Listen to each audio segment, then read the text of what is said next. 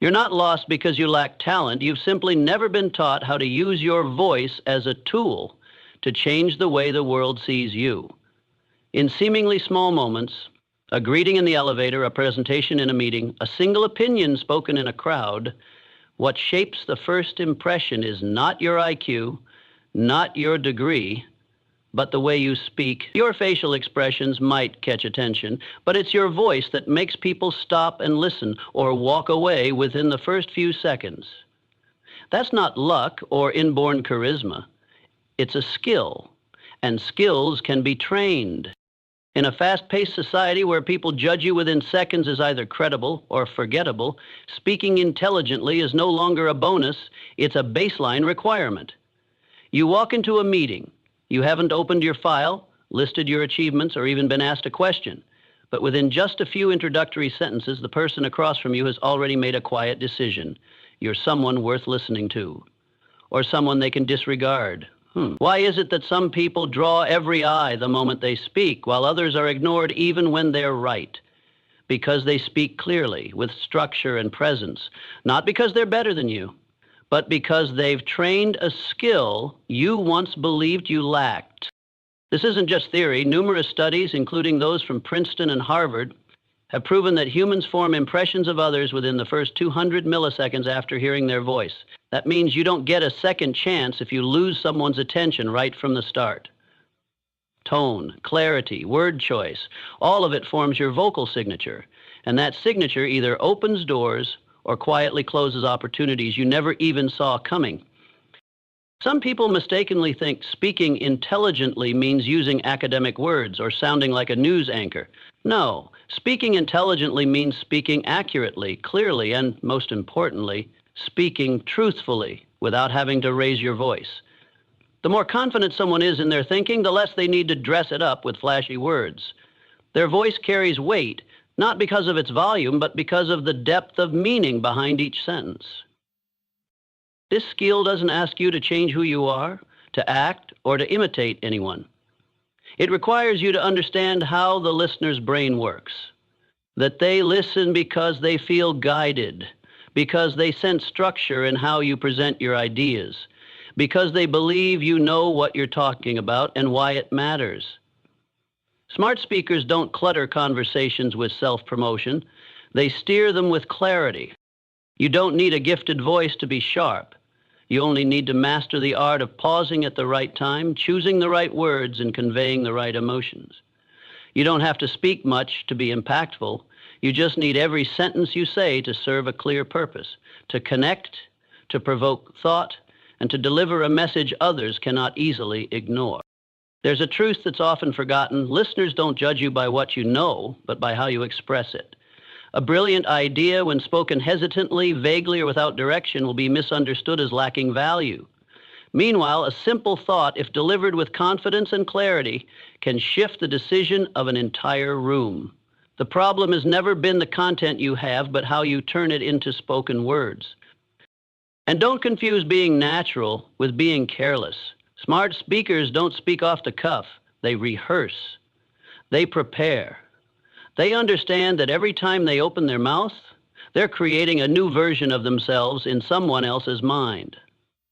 They don't let opportunities slip away in a string of like, or I'm not really sure. They respect silence. They know when to speak and when to stop, because they understand that in a noisy world, the ones who master restraint are the ones who get heard. Think of the leaders, speakers, and inspirational figures you've ever admired. They don't recite lines, they tell stories. They don't lecture, they lead thoughts. They don't scream to command attention, they just speak, and the world falls quiet to listen. Because they've turned the skill of communication into part of their identity, and so can you. All great change begins with one small thing: awareness. Once you realize that speaking well is not out of reach, but right in your hands, you begin to take control of how others respond to you. You don't need others to hand you credibility. You can build it, one word, one sentence, one conversation at a time. Instead of retreating when you feel like you can't speak well, you need to walk into that space with the mindset of a disciplined student. You read to know, you observe to understand, you practice to transform, and you don't wait for a stage to perform. You train in the smallest moments, in greetings, in feedback, in self-introductions, because you know that great communicators don't wait for opportunities, they create them with their own voice. Your voice is not just a tool, it is a declaration of your thinking, and you can sharpen it like a sword, soften it like a breeze, or ground it like a rock. But only if you stop believing that you weren't born to speak well and start acting as if this is a survival skill, because it is. And at this point, you must ask yourself, if my voice can open doors, create change, and reshape my standing in any conversation, then what reason is left for me to delay training it even one more day? What makes people trust you isn't the volume of your voice, it's how their brain reacts to each sentence you utter. Neuroscience has shown that humans are not impressed by complex vocabulary. They're drawn to rhythmic clarity, to words that are easy for their minds to process and for their emotions to resonate with. The more coherently, purposefully, and rhythmically you speak, the more the listener's brain perceives you as trustworthy, intelligent, and credible. This isn't about the art of public speaking. It's a biological reflex. The human brain doesn't seek complexity, it seeks structure.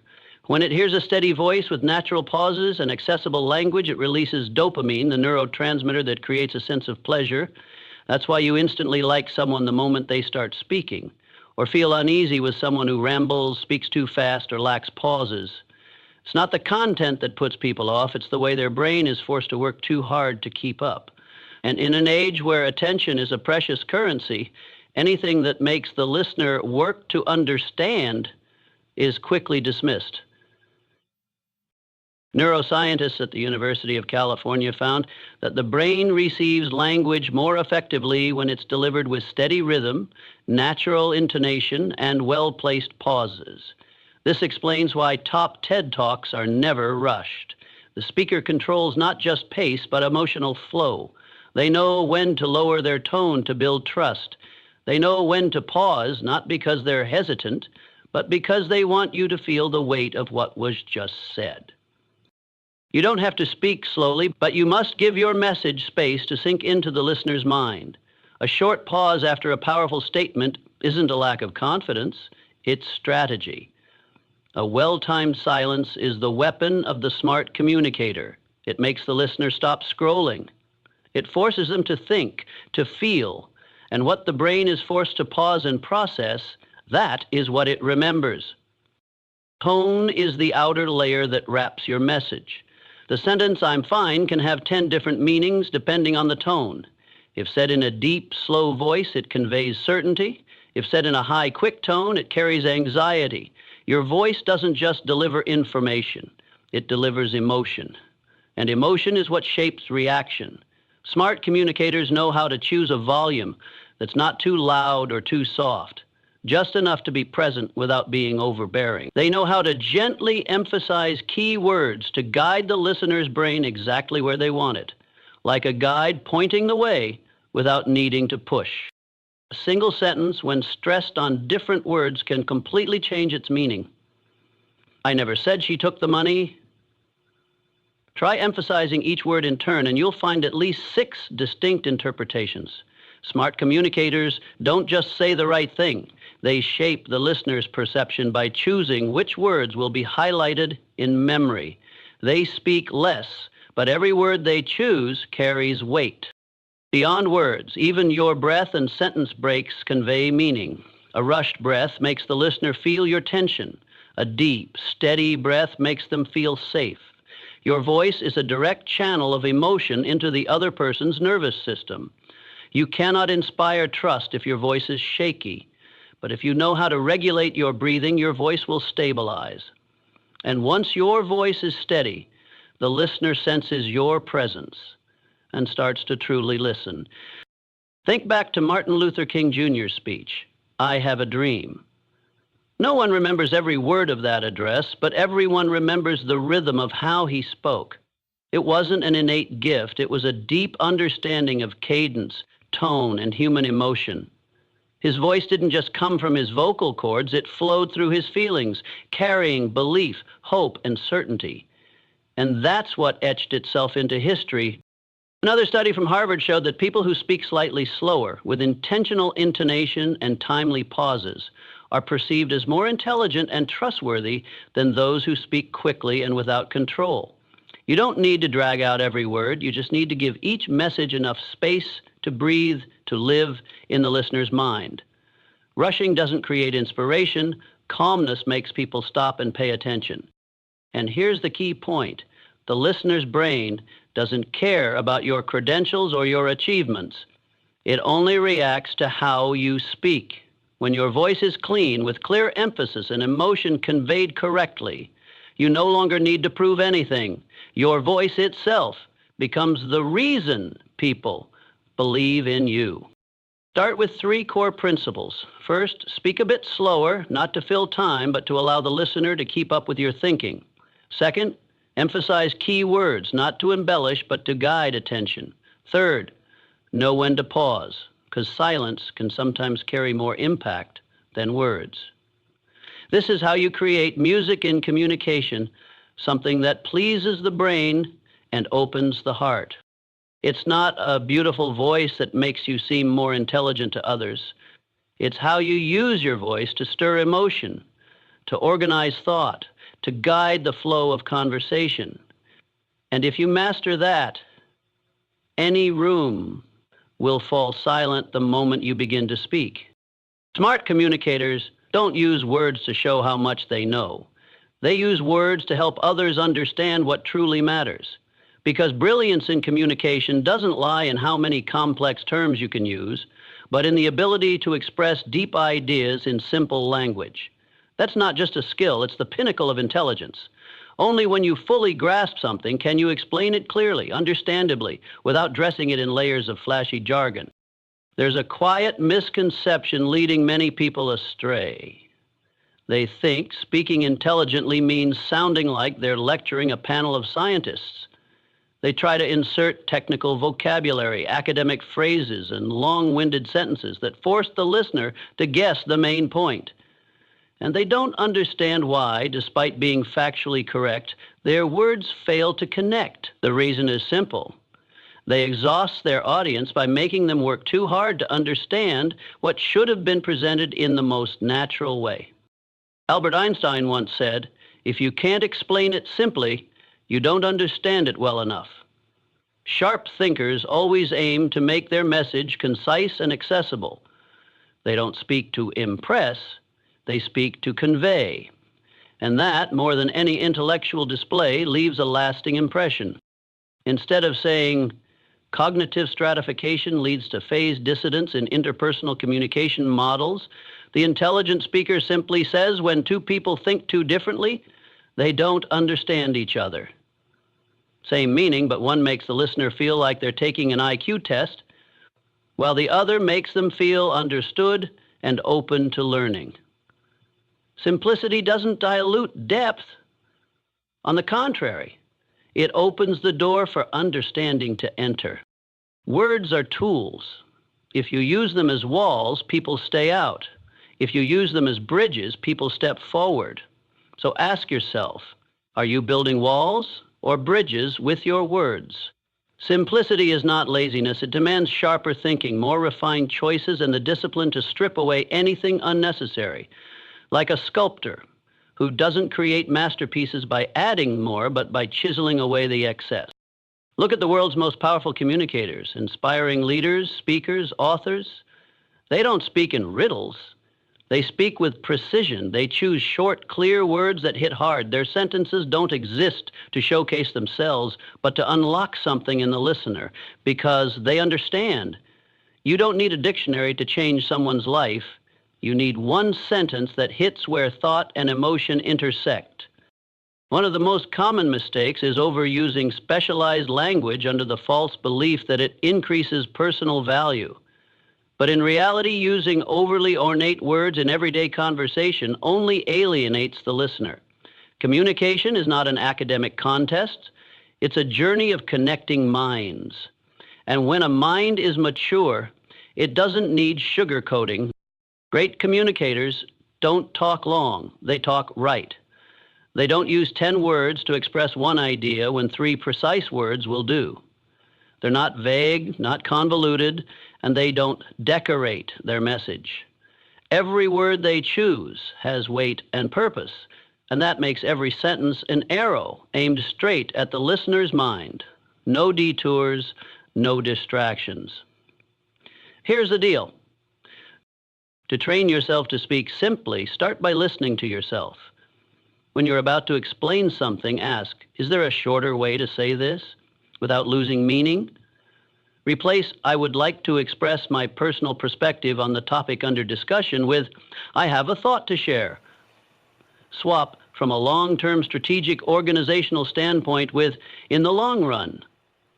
You're not sacrificing professionalism, you're making your words more accessible and memorable. And don't forget the power of strong verbs. Instead of saying he made a decision, say he decided. Instead of she proceeded to provide assistance, say she helped.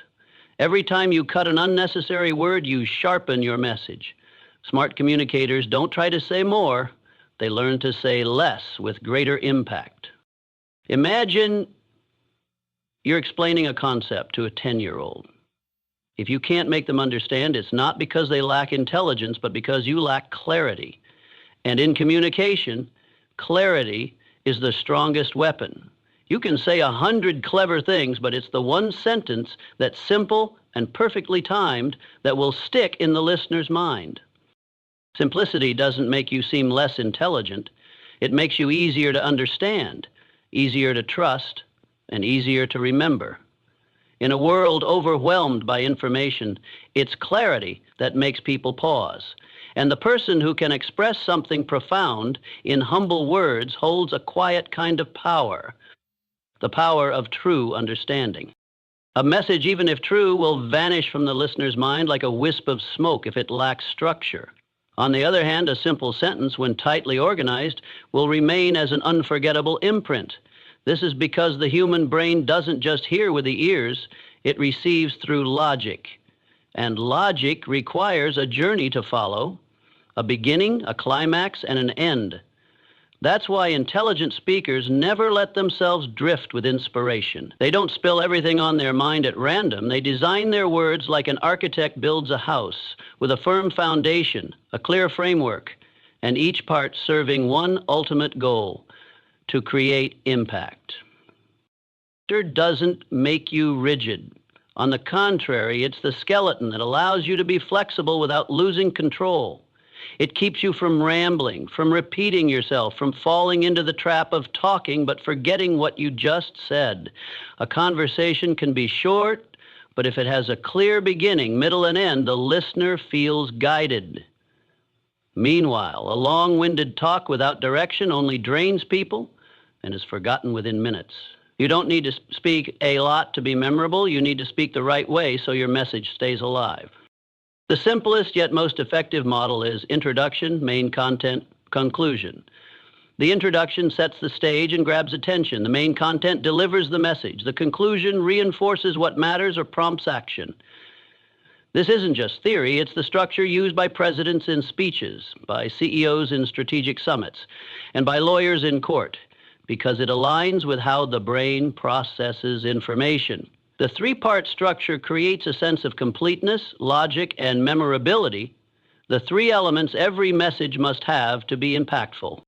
Imagine you're asked, what does leadership mean to you? If you respond emotionally, hastily, without direction, the listener will lose the point within seconds. But using the open body closed structure, in just 3 lines, you can say leadership isn't a title, it's influence. A true leader listens, leads by example, and inspires through consistency. To me, leadership lies not in position, but in the values you pass on. Clear, concise, impactful. Structure achieves what 10 messy sentences cannot. It turns an idea into a message with weight. That's another highly effective strategy is the rule of 3. The human mind is drawn to groups of three, not too few to be vague, not too many to overwhelm. Try saying, I believe this idea has potential for 3 reasons. It cuts costs, it scales easily, and there's real data proving its success. You're not just being clear, you're giving the listener a sense of certainty. 3 reasons feel solid and rarely provoke skepticism. The rule of 3 is everywhere, in slogans, in fairy tales, in politics, because it hits the sweet spot of the brain's information filter. Another technique that helps you stay focused is using signposts, phrases that guide the listener on where you're going next. For example, let me explain. This matters because there are 2 things you need to know. These small signals create a sense of organization, direction, and reliability even before you dive into the main point. The listener doesn't have to guess what you're talking about. You lead them step by step, and that's how you keep them with you until the very end. One of the most powerful structural tools is storytelling. A short, timely, personal story can convey a complex idea without needing 10 arguments. Stories let the listener see themselves, connect emotionally, and enter a space of empathy. But a story only works if it's tightly connected to the message. You don't tell stories for the sake of telling. You tell them to lead into a lesson, a value, an action. The story isn't extra, it's the guide. Even in formal situations like strategy meetings or job interviews, structure is the map that keeps you from getting lost. Under stress, many people repeat themselves, ramble, or drift off topic. But if you're used to structured thinking, you'll know where to begin, what to present, and how to wrap it up. That doesn't just show professionalism, it shows depth of thought and respect for the listener's time. Even when you just want to share a quick opinion, pause for a second and ask, what's the core point? How can I make sure the listener remembers this after I stop speaking? You don't have to sound like an orator, but you do need to speak like someone with a purpose. Structure helps you do that. It doesn't limit your creativity. It protects your message from becoming blurry, chaotic, and forgettable. You can start practicing structure today in small conversations, moments of feedback, and group discussions. Instead of starting with, I think, try, there are 3 things I'd like to share about this.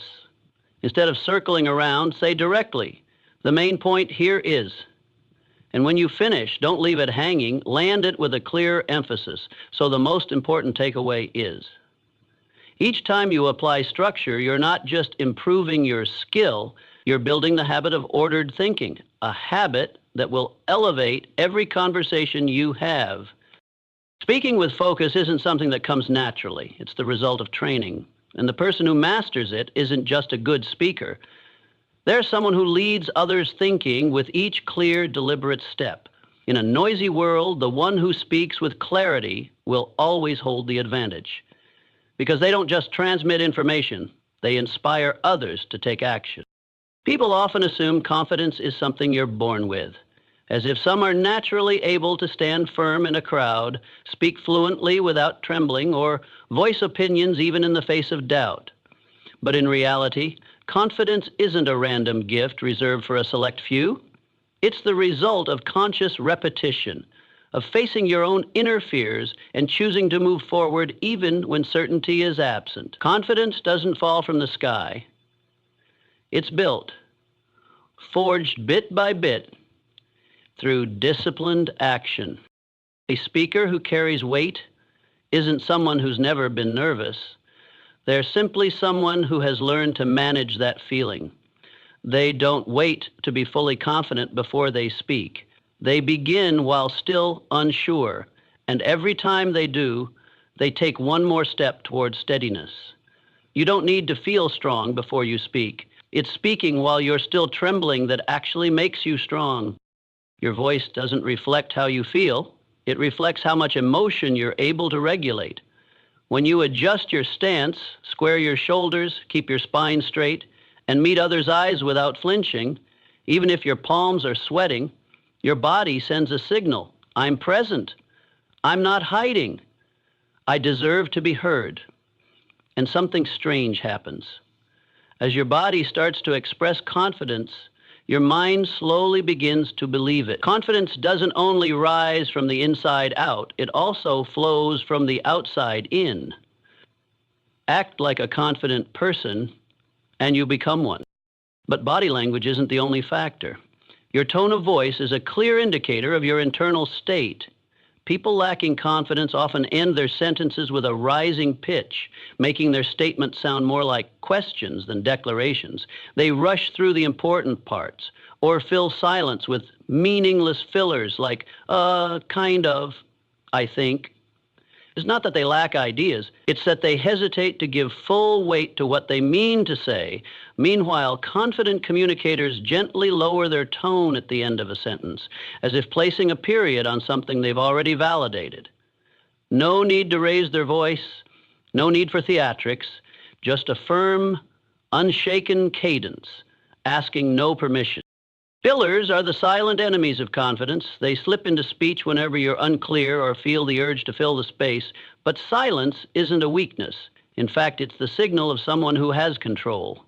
A 1-second pause before answering makes the listener feel that you're thinking. A pause after a strong sentence doubles its impact. People who lack confidence fear silence. Those with presence use it as part of their language. Confidence, like any skill, cannot live only in your thoughts. It must be trained through action. Start with small wins. Offer feedback in a meeting. Ask a clear question in a large group. Record your voice presenting an idea. Play it back, not to criticize, but to refine. Each time, you're gradually building a new reflex map in your brain, the map of someone who's no longer afraid of their own voice. A powerful tool for cultivating confidence is visualization. Before a crucial moment, take a few minutes to close your eyes and imagine yourself speaking clearly, calmly, with impact. Feel your body standing firm. Feel the gaze of others listening attentively. Visualization isn't daydreaming. It's how you rewire your nervous system, helping it perform better in reality. The brain doesn't strongly differentiate between vivid imagination and lived experience. If you see yourself succeed enough times in your mind, your body will begin to act as if it's already familiar. And yes, there will still be moments you tremble. Your hands may still go cold. Your throat might tighten. But rather than seeing those as signs of failure, see them as proof that you're stepping outside your comfort zone. All expansion comes with tension, but those with resolve don't retreat because of it. They keep going and let their action redefine who they are. Most importantly, don't wait for others to validate you before you begin trusting your voice.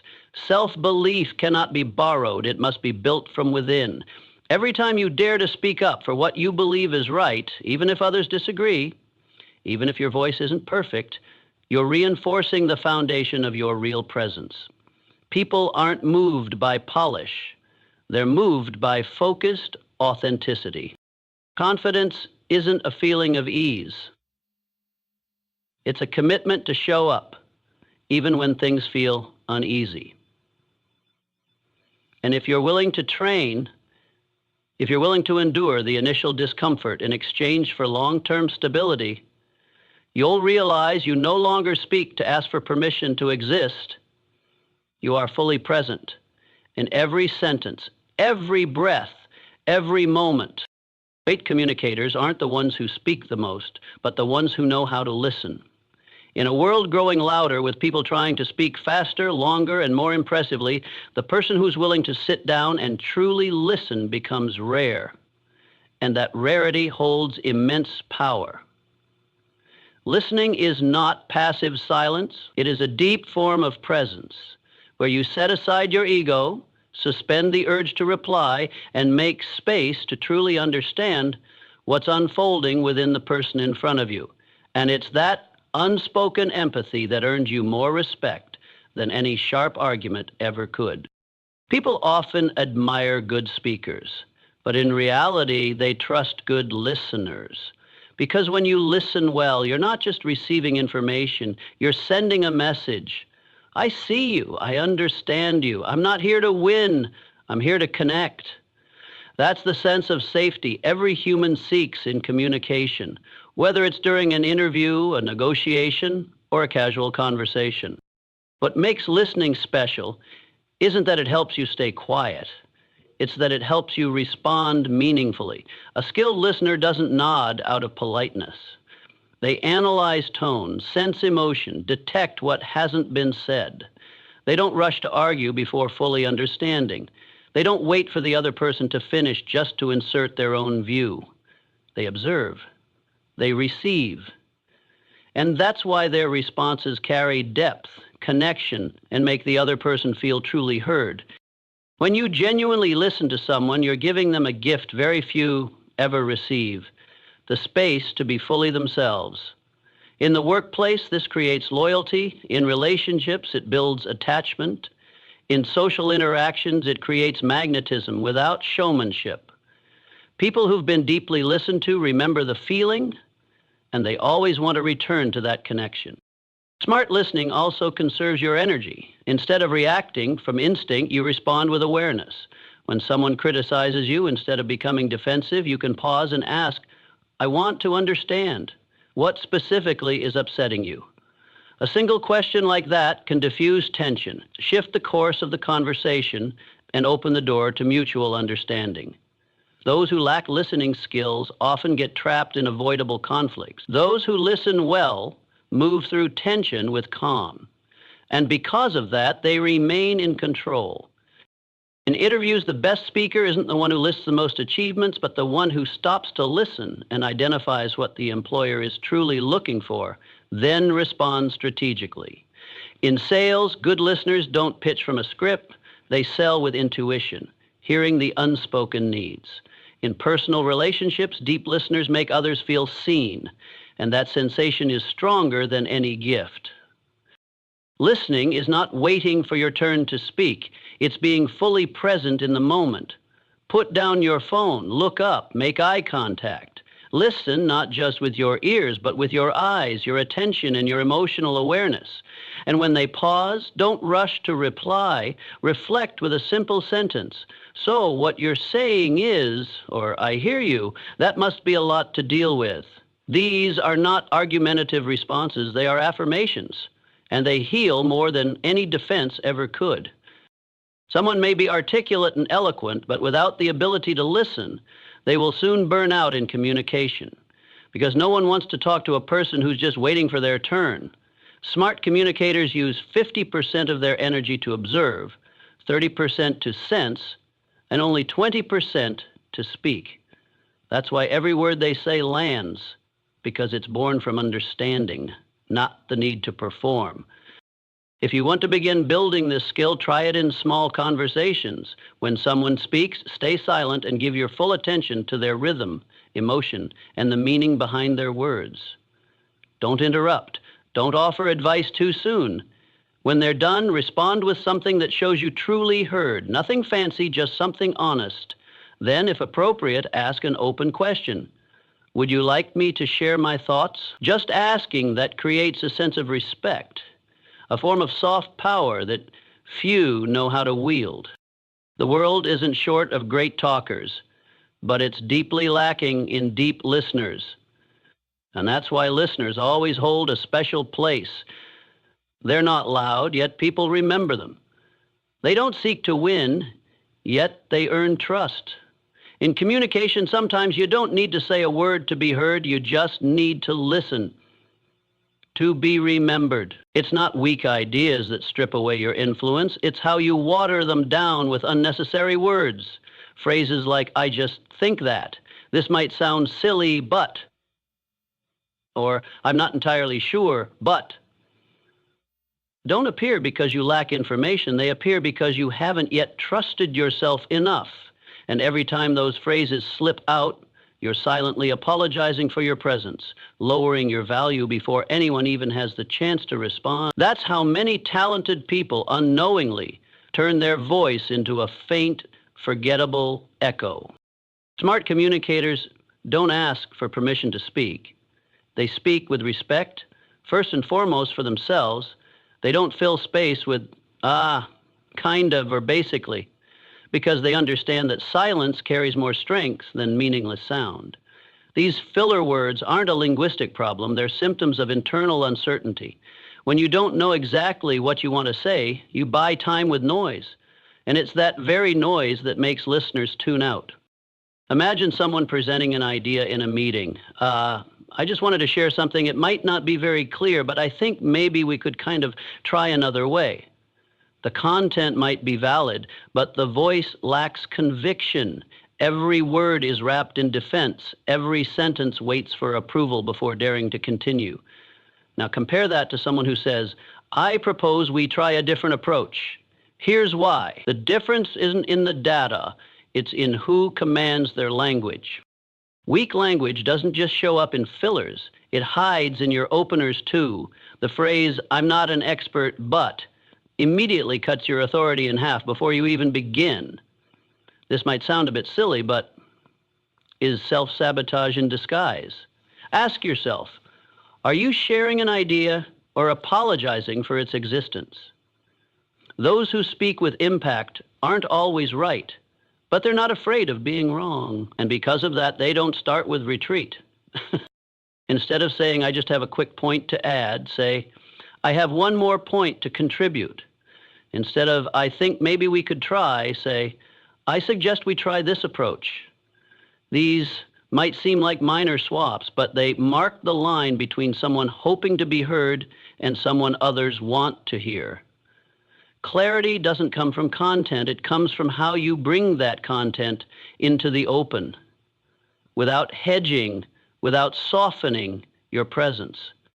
Those who communicate powerfully don't try to sound impressive. They speak cleanly. They cut the excess, strip away the padding, and keep only what's necessary and strong. They don't use language as a curtain to hide insecurity. They use it like a precise blade to land in the listener's mind without ever needing to shout. And because of that, every sentence they speak hits directly. To do this, you must begin with awareness. Record yourself speaking in meetings, in presentations, or just when explaining an idea. Then listen back. Not to criticize, but to identify. Which words do you repeat unnecessarily? Which phrases drag on out of fear of silence? Only when you hear how you sound can you start shaping how you truly want to speak. The next step is mastering the pause. When you feel your thoughts aren't fully formed, instead of filling space with, take a deliberate breath and stop. A purposeful silence signals thoughtfulness, not awkwardness. Smart communicators don't fear the gaps, they use them as part of their message. You can also craft stronger openers for yourself. Phrases like, I believe that, my view is, I recommend that we. These aren't about commanding others. They're about anchoring your presence through words. When you begin a sentence with certainty, listeners are more likely to believe what you're about to say even before hearing it. People won't remember what words you use. They'll remember how you made them feel.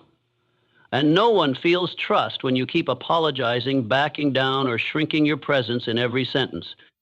It's time to stop using language as a shield and start using it as a mirror reflecting the clarity of your thinking. Let every sentence stand upright, not leaning on fillers, not dodging, not asking for permission, because in the end, not everyone has a brilliant idea, but everyone has the right to have their idea heard, as long as they don't weaken it with their own words. People may listen to you because of how you speak, but they will only remember you if they feel the truth behind your words. In a world saturated with polished speeches and well-rehearsed scripts, a genuine voice feels like a breath of fresh air. You don't need to speak perfectly. You need to speak in alignment with who you truly are.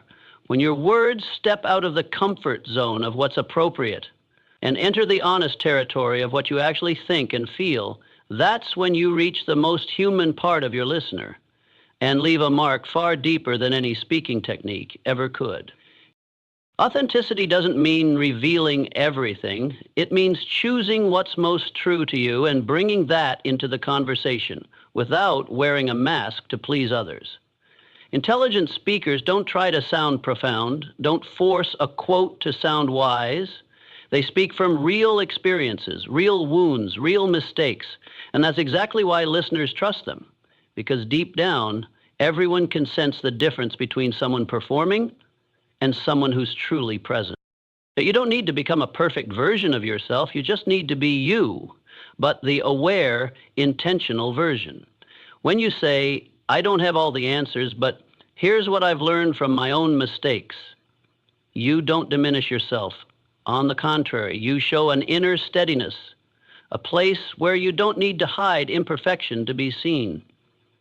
People don't demand that you're always right. They just need to know that you're real. And often, a flawed but sincere message is more persuasive than a speech polished into emotional sterility. Authenticity also lives in your natural voice, not in trying to imitate someone else. A deeper pitch doesn't make you more credible. Speaking faster doesn't make you more decisive.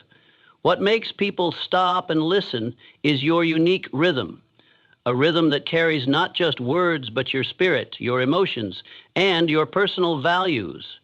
Charismatic speakers aren't compelling because they fit a perfect mold. They're compelling because they speak with a voice that hasn't been filtered for mass approval. Being authentic is not the same as being careless.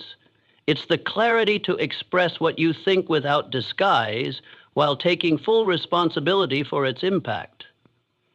Authentic people aren't reckless. They don't say everything that crosses their mind. They say what they believe with respect for both themselves and their listeners. And that's why their words don't wound. They open up space for deeper understanding. Here's an unexpected truth. The moment you stop trying to impress, you start to influence. Because at that point, you're no longer trying to sell something, you're simply sharing something you've lived. And in that flow of authenticity, your listener doesn't feel manipulated. They feel connected, and connection always precedes action. You don't need a dramatic, emotive voice. You need a message that truly lives inside you. You don't need to speak like a keynote speaker. You need to speak from experience that has matured in your own mind. So instead of talking about what you think others want to hear, begin with what you need to say.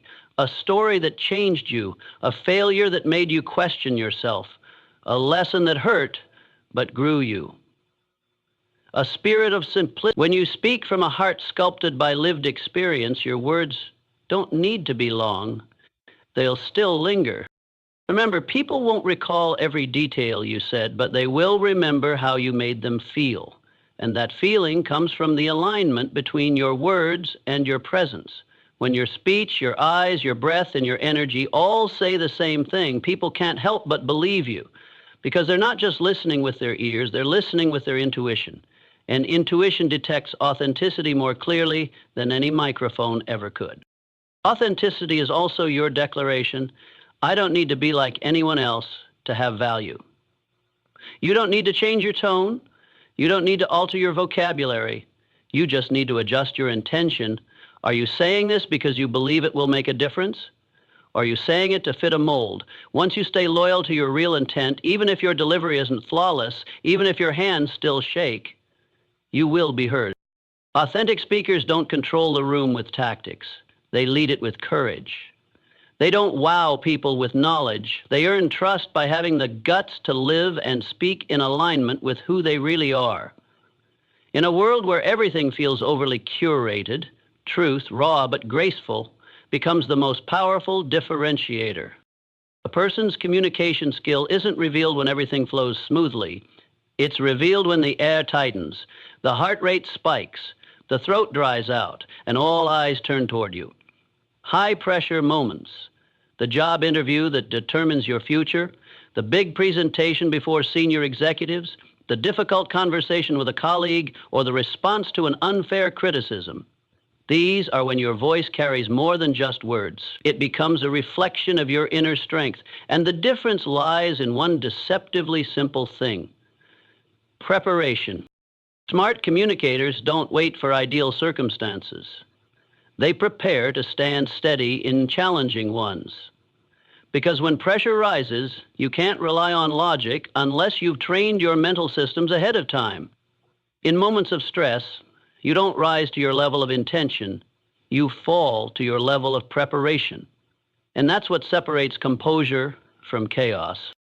Preparation doesn't mean memorizing answers. It means clarifying your goal, organizing your thoughts, and training the reflex of calmness. A good speaker under pressure walks into the conversation with 3 anchors clearly defined. What do I want this person to understand? What do I want them to feel? And what is the outcome I aim to achieve? When you have these 3 in place, you're not pulled around by emotion. You enter the moment with intention, not to control everything, but to remain present regardless of what unfolds. Before a presentation, don't just rehearse content, rehearse emotional steadiness. Close your eyes and visualize yourself standing in front of the room, voice steady, eye contact firm, each word carefully chosen. Picture yourself moving through the tension, saying what needs to be said, and walking away knowing you fulfilled your role. This isn't fantasy, it's cognitive priming, helping your brain familiarize itself with the situation so when the real moment arrives, it doesn't panic. The brain resists what's unfamiliar and relaxes when it recognizes a scenario. Smart communicators under pressure don't speak faster to escape discomfort. They slow down because they know speed is the enemy of poise. They use short sentences, clear words, and well-timed pauses. That deliberate pace doesn't just help the audience follow, it helps them regain their own breath. In heightened emotional states, controlling the speed of your voice is how you regain control of the space. If someone becomes aggressive, instead of reacting defensively, the composed communicator pauses and asks a question. I hear you're really dissatisfied. What's most important to you right now? A single question like that can shift the energy from confrontation to dialogue. When you respond with curiosity instead of counterattack, you not only de-escalate tension, you reclaim the position of leadership in the conversation. When asked a tough question, don't rush to answer just to fill the silence. A short pause to think won't make you look weak. It shows the listener that you're thoughtful and respectful. People who speak in a hurry often dilute their message. Those who know how to slow down and respond with precision and timing are perceived not just as intelligent, but as composed under fire. In a tense dialogue, your voice isn't a weapon to win. It's a tool to maintain balance. You don't need to raise your voice to be heard. You only need to maintain a steady tone, consistent pacing, and unshaken eye contact. Others will regulate their emotions in response to you if you maintain a grounded frequency. But if you let their tensions sweep you up, you've handed over the steering wheel without realizing it. Practice is the key. You can't wait until you're in the storm to learn how to stand still. Train in small scenarios. Practice speaking clearly when interrupted. Practice staying calm when questioned. Practice taking a breath before you respond. Practice writing down 3 key points and delivering them 3 different ways. Every repetition brings you closer to the version of yourself who can communicate powerfully, even with a racing heart. And finally, remember this. What people carry with them after a difficult conversation isn't the exact words you used. It's the feeling you left them with in the most intense moments. Did you show them calm they could trust? Did you maintain respect despite disagreement? Could you stand in the fire without burning yourself or the person across from you? If so, then you're not just a good speaker. You are a true communicator, one who creates lasting influence where it matters most. Persuasion isn't about getting people to do what you want. It's the ability to help them voluntarily shift their mindset, attitude, or behavior without feeling manipulated. The difference between pressure and influence lies here. One pushes with force, the other opens doors with finesse. That's the essence of masterful persuasion. No coercion, no control, just clarity, sincerity, and focus. If you want to influence someone, start by making them feel heard. Entering a conversation with the mindset of I must win is the fastest way to lose, because the moment your ego takes the front seat, connection takes the back. People instinctively resist when they feel imposed upon, but if they sense that you genuinely care about what they think, that you're open to understanding the reason behind their resistance, that you take time to clarify what's unclear to them, you unlock their willingness to change without ever needing to push. For an idea to be accepted, it must pass through 2 gates. logic, and emotion. Smart communicators don't just explain with reason. They guide listeners from feeling to awareness with emotional clarity. They don't say, "You're wrong." They say, "I used to think that way too." And from there, they share a personal experience that shifted their view, allowing the listener to feel like a companion on the journey, not an opponent. That sense of shared ground lowers the walls and opens the mind. Skilled persuasion rarely leans on phrases like "I think" or "I believe." Instead, effective communicators center the listener. Have you ever felt this way? Do you notice this happening to you? This might make your days feel less draining. These open-ended questions place the listener at the heart of the dialogue, and when they feel that what you're offering benefits them, agreement becomes far more natural. Influence doesn't require many words, just the right ones at the right moment. One well-timed sentence can untangle an entire conflict. One steady glance can neutralize rising anger. Influential people don't try to control conversations. They guide the space through grounded presence. They don't force anyone to change, but when they speak, others feel inspired to change themselves. No lasting influence is built on fear. Anything you compel through pressure might work short term, but it leaves behind hurt, doubt, even hidden resistance. On the other hand, when you make people feel seen, understood, and trusted, they want to hear you again. And from that moment on, your influence stretches far beyond that one conversation. It enters their thinking, their feelings, and eventually their actions. What matters most isn't what you say. It's how you make them feel after you've spoken. Did they feel uplifted, empowered to choose for themselves? Did they feel you were a companion, not a commander? If yes, then you weren't just persuading, you were sowing deep, rightful influence. People with true influence don't silence opposing views. They listen, distill, and respond with respect. They don't say, "I'm right, you're wrong." They say, "We might both be right, just from different angles." That recognition softens opposition. It tells the other person they're not being erased. They're being invited into a real discussion. And once they feel invited, you no longer have to drag them in.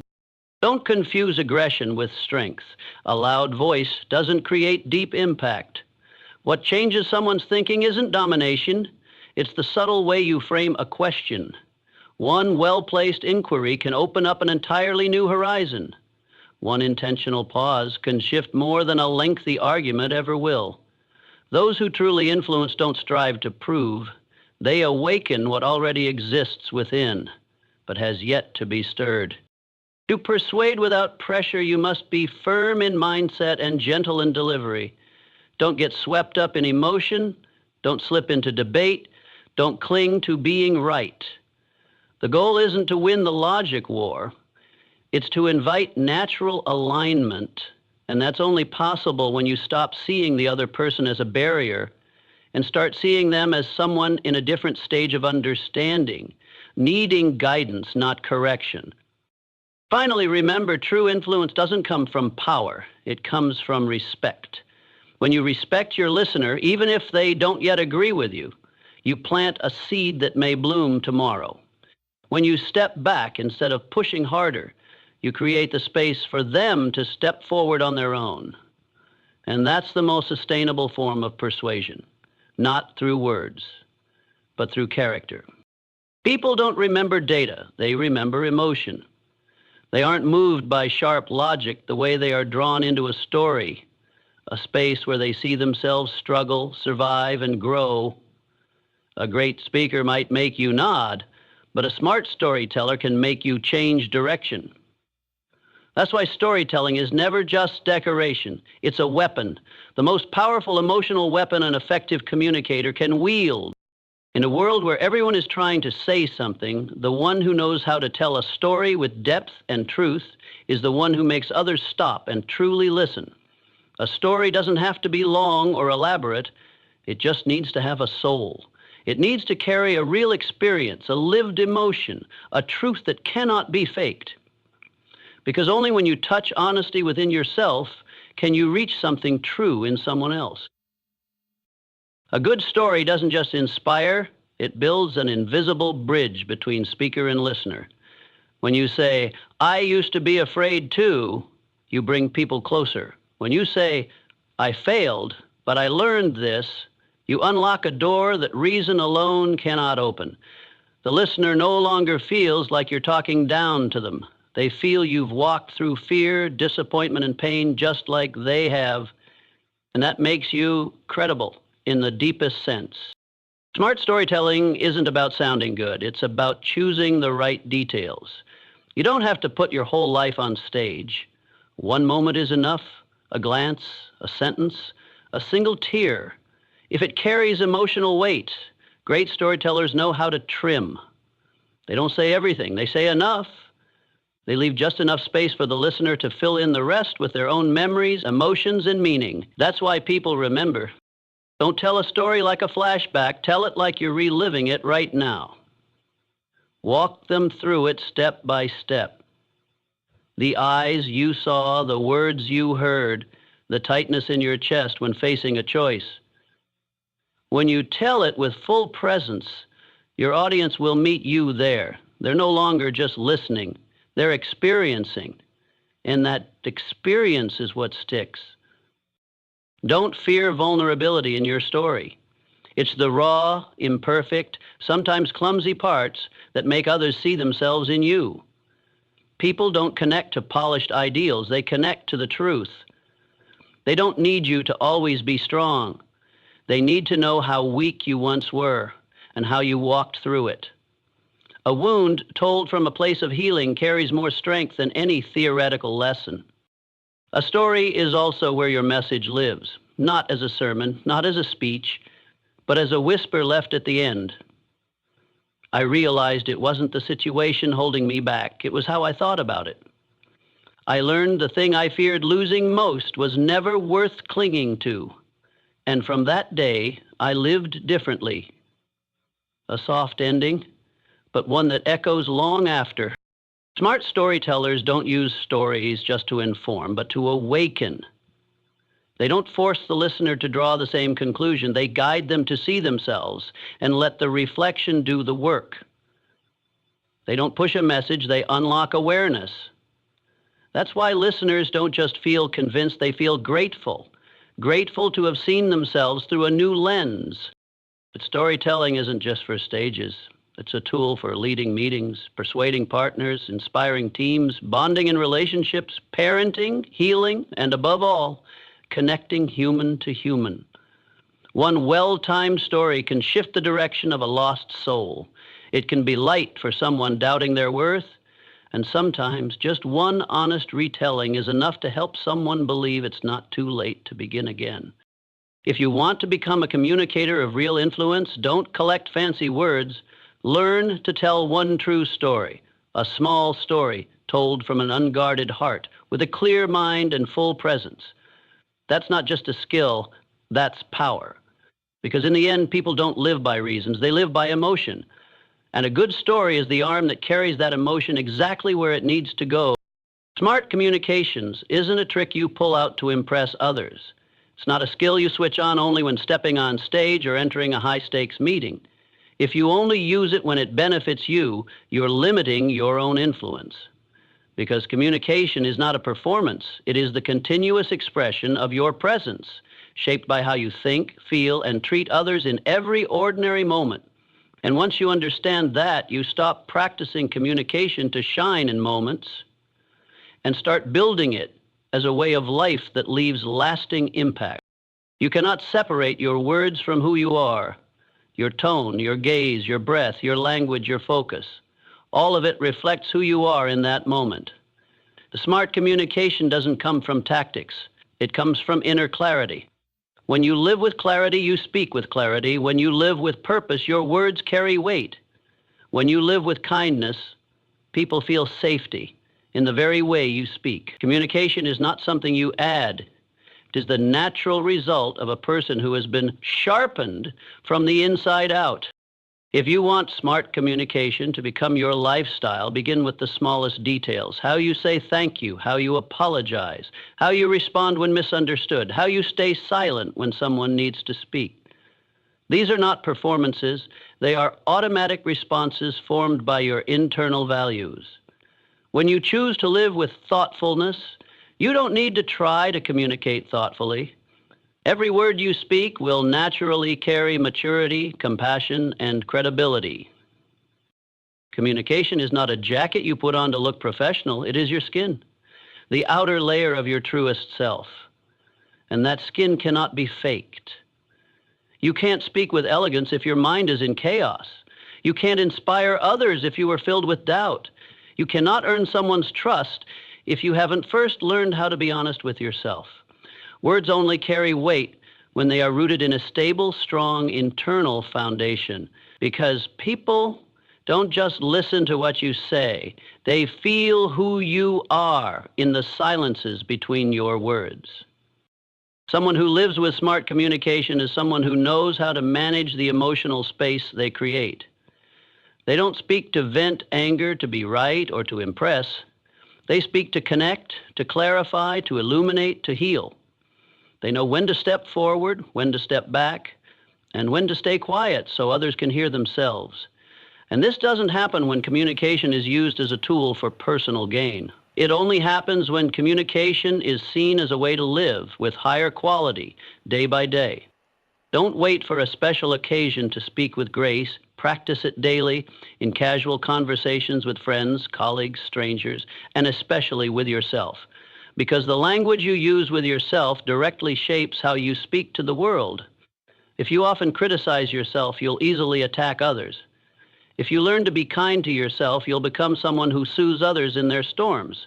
That's why refined communication always begins within. When you make smart communication a lifestyle, you no longer need to impress because your presence already commands quiet respect. You don't need to say much to be heard because every word you say carries depth. You don't need to convince because how you live becomes your most persuasive argument. People with true inner strength don't need to dramatize their speech. Their stillness alone makes others fall silent and pay attention because powerful communication doesn't come from volume. It comes from the quality that radiates from your very being. Communication doesn't end when the conversation ends. It leaves a residue in the mind of the listener. A wise communicator plants something of value in others, a feeling of being understood, a new flicker of hope, a gentle reminder, a quiet awakening. And to do that, you can't rely on occasional effort. You must live this way every day. Thoughtful communication isn't a goal. It's the byproduct of a life refined by awareness, compassion, and personal responsibility. And finally, remember this. You won't only be remembered for what you've achieved, but for how you made people feel after encountering you. That impact doesn't come from reputation, money, or appearance. It comes from the way you speak, and more importantly, from how you live behind your words. Smart communication isn't a moment of brilliance. It is a steady, quiet light, illuminating your actions, your relationships, and your choices every single day.